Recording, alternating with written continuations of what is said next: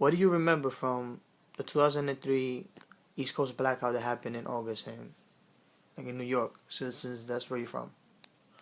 It was a very dark day for me. I was on my way home from work and I noticed there was a lot of traffic. It was extra traffic on the highway, on the Henry Hudson. And I had a call from my wife and she told me that there was a blackout and there were no lights in the whole Manhattan. And the first thing that came to mind was my mother because she has home attendants and it was during the shift change, she has an hour by herself. So I was very worried about her. You know, there's one that the first shift ends at 4 and then the second lady comes in at 5. So in between those hours, I was worried about her. She was by herself. So those hours, I was worried about her. She was by herself. So I was trying to rush there. So my first instinct was to get off the highway as soon as I could, leave my car parked, and just make my way all the way up to Dyckman Projects. And I parked over there by 157th Street and just walked all the way up until I got there. I didn't reach home till like an hour it took me. Got there like around 5:30. And I walked up the steps. It was real dark. I just kept hearing everybody panicking, a lot of banging on doors. You know, there was looting going on, people going into people's houses.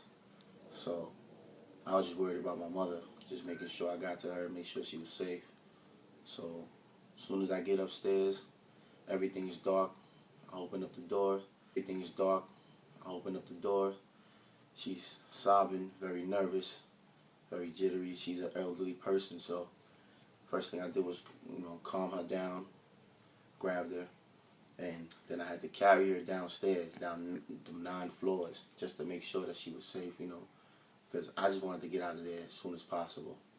So I did that, carried her down the steps, and as soon as we made it downstairs, then she felt more relief, like a moment of relief. I made sure we went, got a cab. It was dark, man. Everything was dark, no traffic lights. It was just madness in the streets. I mean, I never witnessed nothing like that, experienced nothing like that ever in my life. So I was lucky enough to get a cab and take her back to my home in the Bronx, where actually there was still light. Luckily, there was still light in the Bronx, and get her comfortable. And that was my main worry about the blackout. But it was a very dark day in New York City because there was a lot of crime going on that day.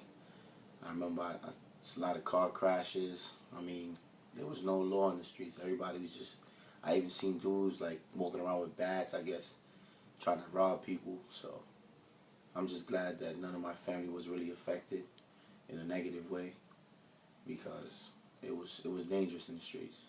I didn't go get my car until 2 days later because I just wanted to make sure that everybody was safe, everybody was good.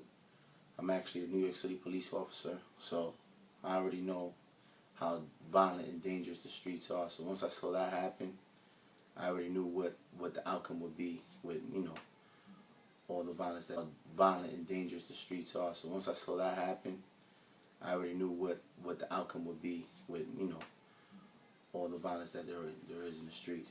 But other than that, I mean, that was the most scary part, was just thinking about my mother and making sure that she was safe, because she's home alone and she actually needs home attendants to take care of her during the day. And once I knew that it happened during that shift change and she was going to be by herself, I didn't hesitate to just get up there as soon as I could, no matter how I had to get up there.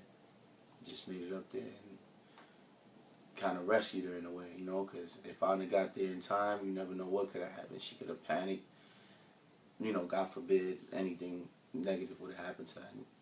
But I don't even want to think about that. I'm just glad that if I hadn't got there in time, you never know what could have happened. She could have panicked, God forbid anything negative would have happened to her. But I don't even want to think about that. I'm just glad that she was safe. She's still safe to this day. So, I mean, it was just a very dark day in New York City.